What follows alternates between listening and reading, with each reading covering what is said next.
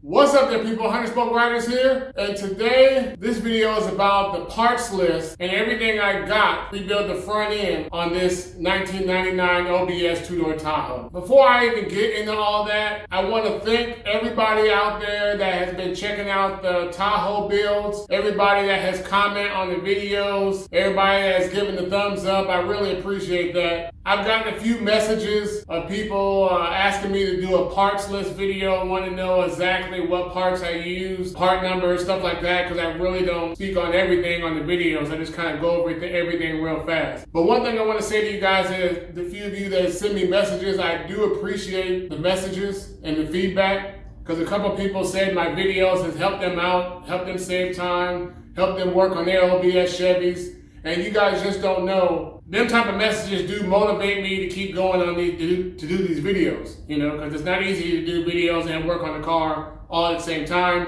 because I'm a one-man operation over here, but bear with me. But anyway, I want to thank you guys, though. That does motivate me and keep me going.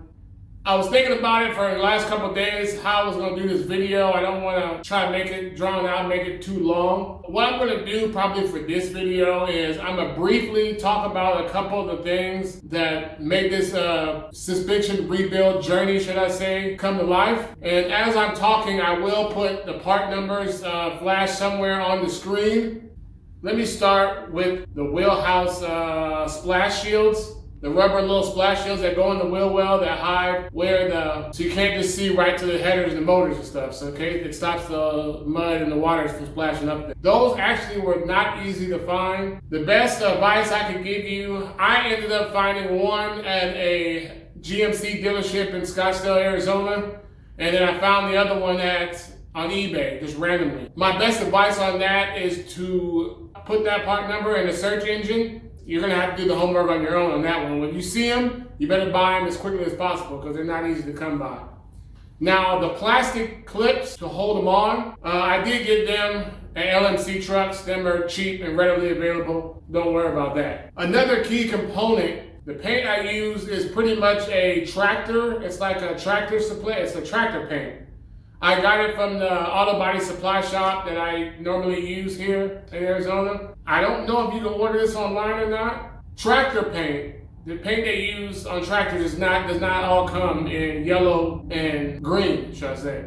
You can have it mixed in any color you want. I got mine on the El Camino for a gloss black, but the Tahoe I got like a semi-gloss black. But the thing about the tractor paint is, I painted pieces for my El Camino, and they pretty much sit out in the sun for 10 years strong, and they're still holding strong in the sun. So that's why I'm sticking to using this tractor paint for underneath the Tahoe.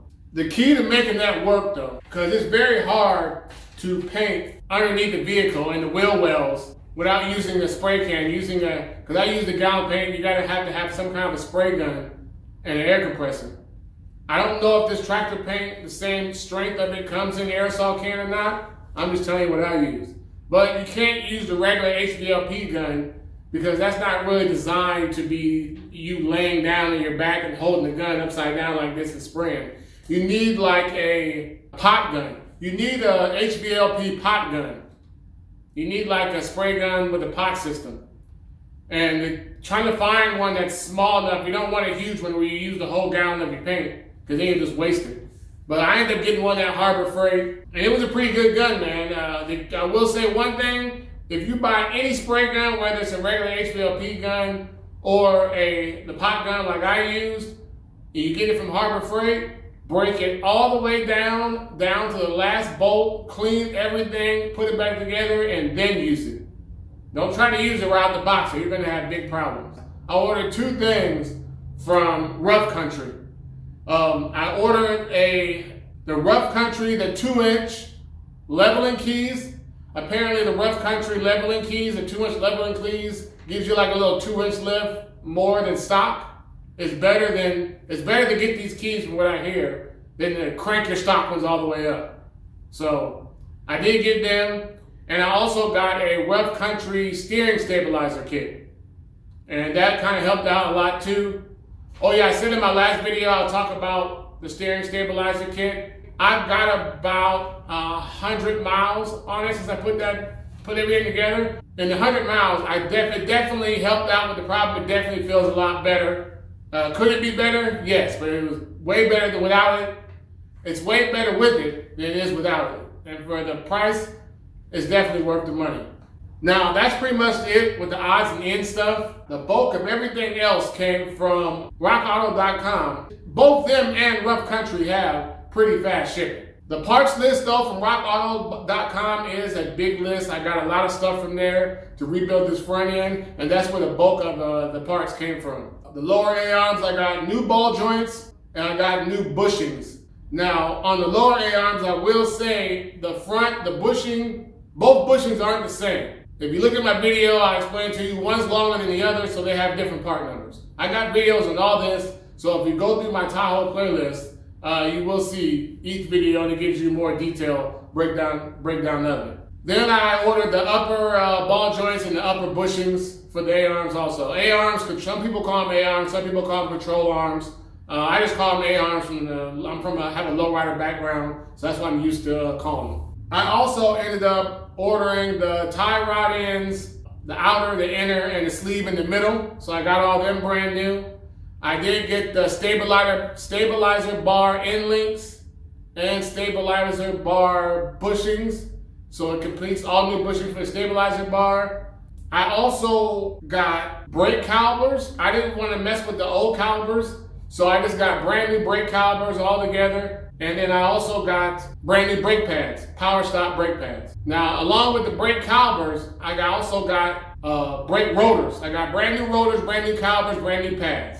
The pads are by Brake Stop. Everything else is by AC Delco. I also got a lot of new steering parts. I got an idler arm bracket kit, and I also got the pitman arm, and I also, while I was at it, I ended up getting the center link too, because they said it was a little bit better than stock. Other than the brake pads, everything was AC Delco. When you go to rockauto.com, you have a multitude of different parts at different quality levels you can get. I based all my choices off of the reason. Let me explain to you why I went with AC Delco versus the Moog parts. I just wanted to try, I'll be honest with you, I wanted to try AC Delco. The Moog parts, I have everything Moog related, brand new in the box, ready to go for my El Camino. I've already bought that stuff, I just haven't put it on yet. So everything I pretty much bought for this Tahoe, I bought for this El Camino that I'm going to rebuild soon. And actually then some, but it was all Moog parts. So just to try something different, I didn't want to just go with Moog parts again. I ended up going with AC Delco because I know AC Delco is a solid brand. As far as the quality goes, you got to look at the parts you're buying, and each piece I bought set up for towing. A higher up than that, higher grade is like performance and racing stuff. That's like the highest price stuff. But I know I didn't really need performance parts or racing parts because I'm not trying to race this Tahoe.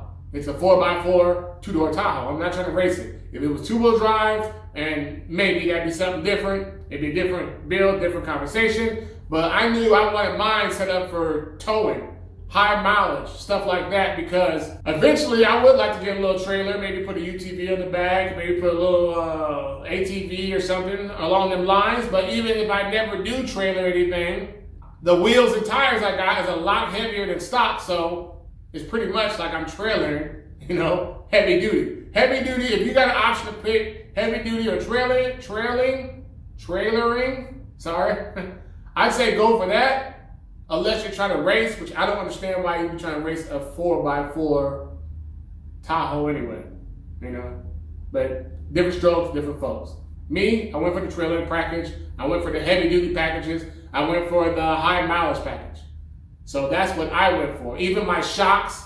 Now my shocks I already changed beforehand. I already got a video on my shocks. You can go back and look at my old video, check them out. Them are all heavy duty towing type of deal. So I stuck with the heavy duty and towing and maximum miles theme when it comes to buying these parts. Now that's pretty much it. I'm gonna try not to, like I said, I tried to make this too long. That's pretty much the parts list. Once again, I'd like to thank everybody that sent me messages, that's showing me love on this Tahoe build. If you have any questions about any of this stuff, any of my videos, just shoot me a message. Put it in the comment section. I usually get back with people pretty quickly in the comment section. I try to do the best I can because there are a lot of comments sometimes, but I will try to get back with you in a timely manner if you have any legitimate questions. Stay tuned. There's a long wish list of stuff that I need for that Tahoe, so the build is by no means done. I still got to flip it over and do the back half too. So there'll be plenty of videos coming in the near future. All right, people. Hunchbuck Riders, signing out.